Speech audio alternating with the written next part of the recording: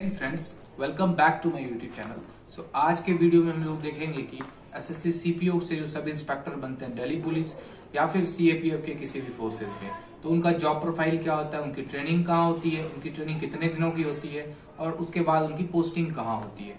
आज के वीडियो में मैं बताऊंगा जो भी मुझे नॉलेज मिले हैं वेरियस फोर्सेज के ऑफिसर्स से बात करके।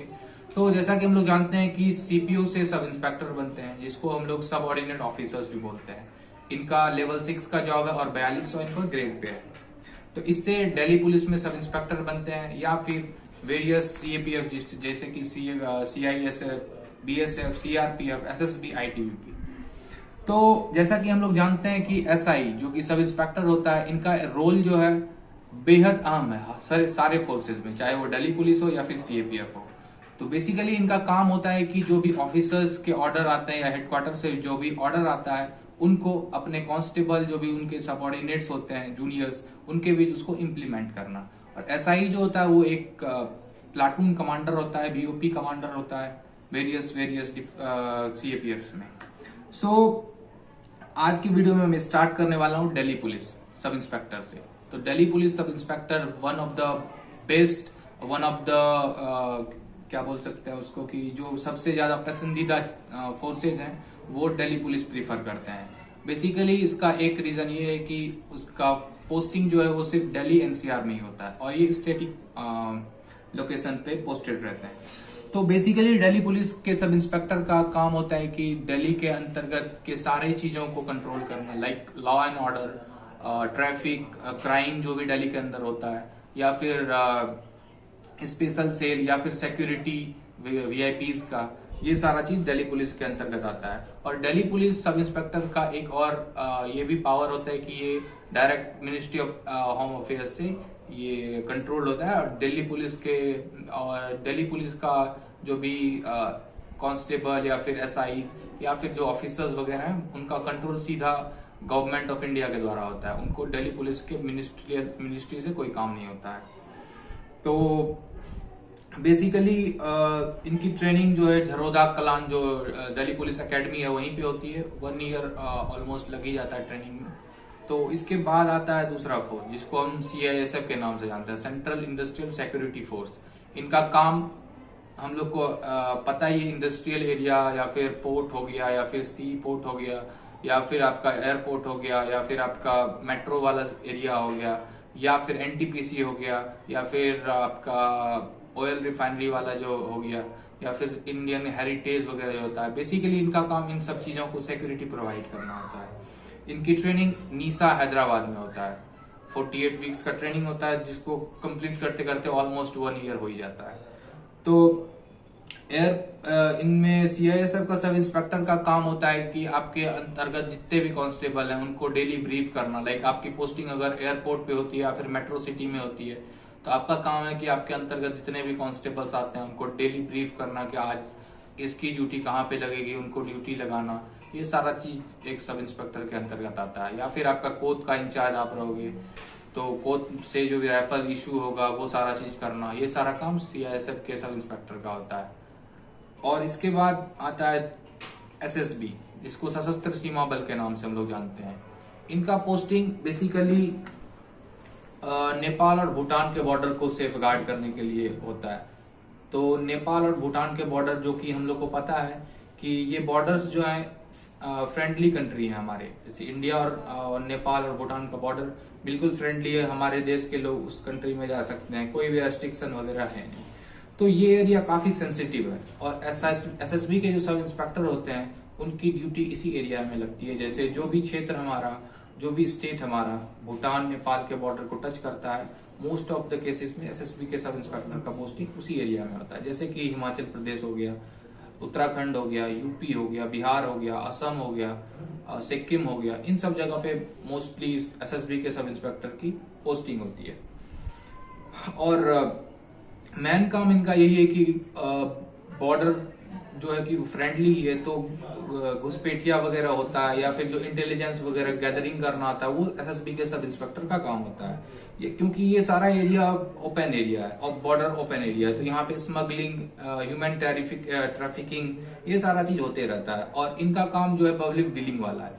वहाँ के लोगों में अपना विश्वास पैदा करना, उनके बॉर्डर के लोगों के नियर बाय लोगों के साथ फ्रेंडली बिहेवियर रखना, ये सारा काम एसएसबी के सब इंस्पेक्टर का होता है। बेसिकली वहां पे बॉर्डर आउटपोस्ट होता है जिसको बीओपी के नाम से हम लोग जानते हैं। तो एक बीओपी का कमांडर जो होता है वो एक सब इंस्पेक्टर रैंक का अधिकारी होता है। इसके बाद आता है आईटीबीपी। इसका फुल फॉर्म जैसे कि हमें पता है कि इंडन टिबेटन बॉर्डर पुलिस होता है, तो इसके फुल फॉर्म में भी पता चल गया कि इनका जो काम है वो तिब्बत की पठार जो है या फिर चाइना वाला जो बॉर्डर है उसका सेफ गार्ड करने के लिए इनकी स्थापना की गई है। तो इनका भी ट्रेनिंग अलवर में होता है जो कि राजस्थान में है। इनकी ट्रेनिंग 48 वीक्स की होती है। उसके बाद वेरियस लोकेशंस पे इनकी पोस्टिंग हो जाती है। क्योंकि हम लोग को पता है कि चाइना बॉर्डर जो है बिल्कुल हिमालयन एरिया में भी है, इसीलिए आईटीबीपी को हिमवीर के नाम से भी हम लोग जानते हैं। इनका लोकेशन काफी टफ माना जाता है। वेरियस पैरामिलिट्री में सबसे ज्यादा टफ आईटीबीपी का ही लोकेशन रहता है, क्योंकि इनको हमेशा हाई एल्टीट्यूड में ही रहना पड़ता है। मान के चलो कि इनका आउटपोस्ट जो है वो कश्मीर के बेस से ही स्टार्ट होता है और सियाचिन के बिल्कुल लास्ट तक जाता है, जहाँ पे ऑलवेज टेम्परेचर माइनस में ही रहता है। उसके बाद इनकी ड्यूटी जो most of the time Himalayan वाला रेंज में, कश्मीर में या फिर अरुणाचल प्रदेश, जहां जहां पे भी चाइना बॉर्डर टच करता है इंडिया को, वहां पे इनकी पोस्टिंग होती है। और पीस पोस्टिंग भी कभी कभी जैसे हेडक्वार्टर हो गया जो इंडिया के वेरियस सिटीज में अवेलेबल है वहां पे भी होती है, लेकिन मोस्ट ऑफ द टाइम इनकी पोस्टिंग हिल वाले एरिया में ही होती है, क्योंकि उनका काम वही है और इनके गठन इसी चीज के लिए इनका गठन किया गया है। इसके बाद आता है बीएसएफ, बॉर्डर सिक्योरिटी फोर्स। तो बेसिकली बॉर्डर सिक्योरिटी फोर्स का ट्रेनिंग 48 वीक्स का होता है और उनका ट्रेनिंग सेंटर मध्य प्रदेश के ग्वालियर में है। अगर स्ट्रेंथ ज्यादा हो जाता है तो इनकी ट्रेनिंग सीटीसी हजारीबाग में भी, जैसे 2019 वाले बैच का हुआ था, वो हो जाता है। तो इनकी भी ट्रेनिंग 48 वीक्स की होती है। तो ये जो है BSF world's largest border guarding force है। पूरे विश्व का सबसे बड़ा जो फोर्स होता है बॉर्डर का, जो सिक्योरिटी गार्डिंग करता है, उसका सबसे बड़ा फोर्स जो है बीएसएफ है।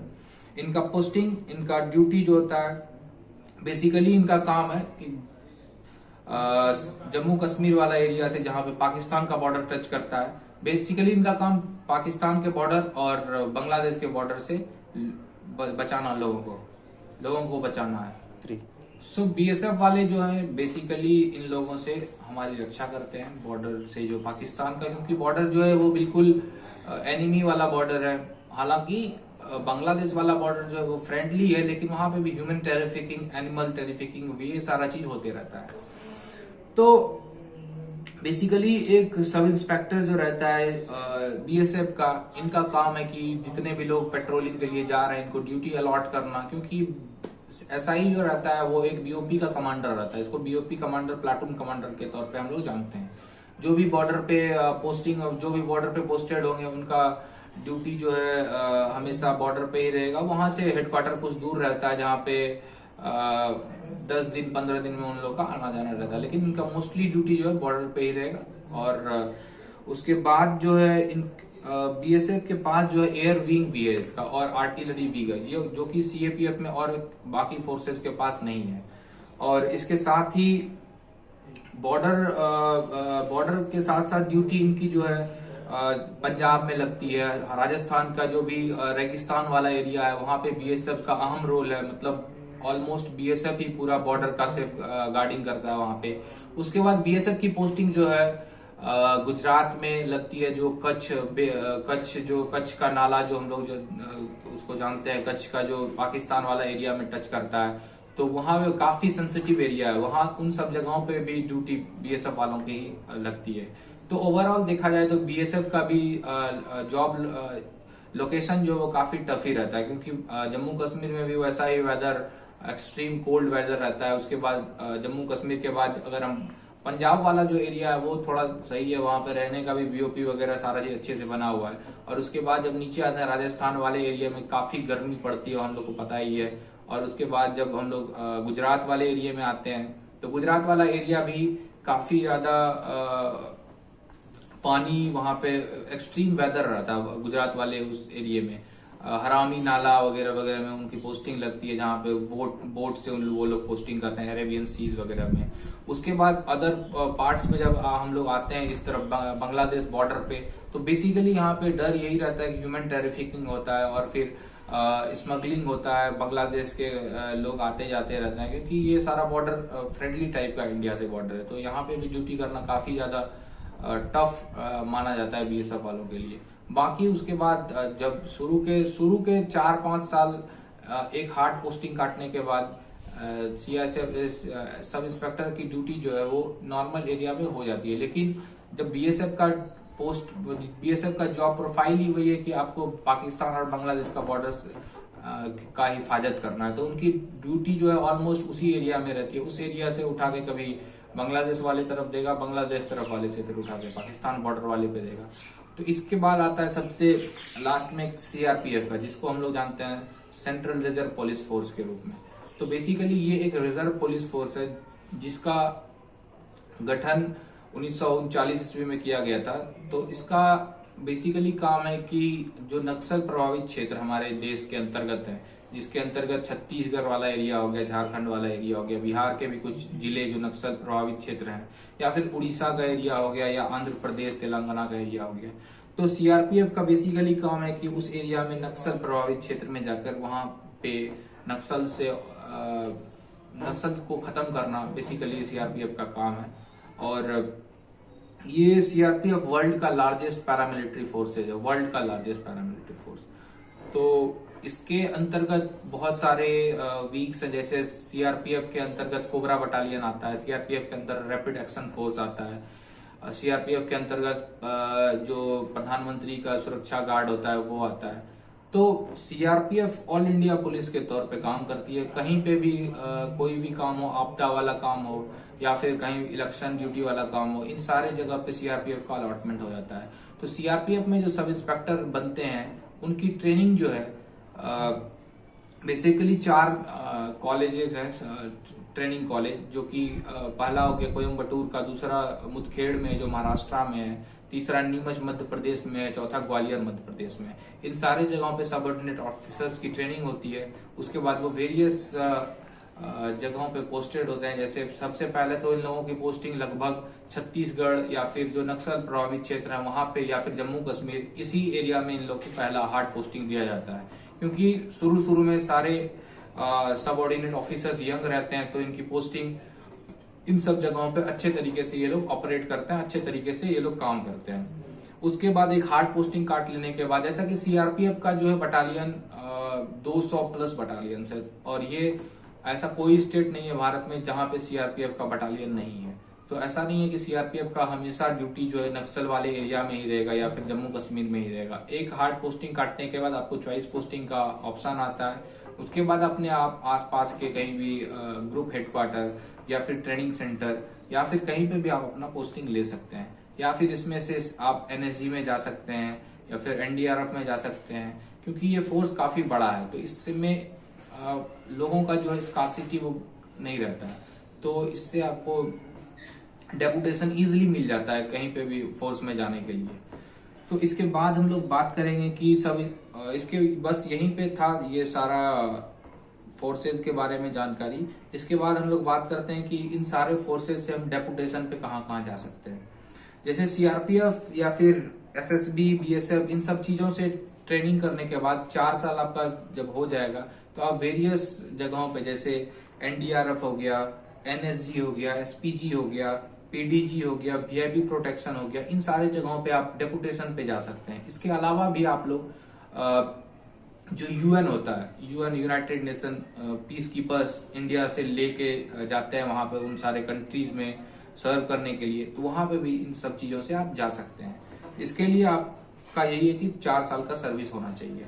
सो बेसिकली आज के वीडियो में बस यही है, क्योंकि सीपीओ का पोस्ट प्रेफरेंस मेडिकल के बाद भरा जाना है, तो कैंडिडेट के पास मोटा मोटी भी नॉलेज नहीं रहता है कि कौन सा फोर्स अच्छा है, कौन सा फोर्स में मेरे अकॉर्डिंग सही है। तो सारे फोर्सेज के बारे में थोड़ा बहुत जानकारी हर एक इंसान को होना चाहिए। मेरा वीडियो बनाने का मकसद यही था कि पोस्ट प्रेफरेंस भरने से पहले आपको उस फोर्स के बारे में मोटा मोटी नॉलेज होना चाहिए कि कौन सा फोर्स का पोस्टिंग कहाँ होता है जो मेरे लिए, मेरे अकॉर्डिंग वो ज्यादा सही रहेगा। क्योंकि जैसा कि हम लोग पिछले विगत वर्षों से देखते हुए आ रहे हैं कि लोगों को पोस्ट के बारे में पता नहीं होता है। जो भी ट्रेंड चलते आ रहा है कि हाँ ये अच्छा है, ये अच्छा, ये अच्छा, ये अच्छा चलते आ रहा है, तो ये सारा भर दो।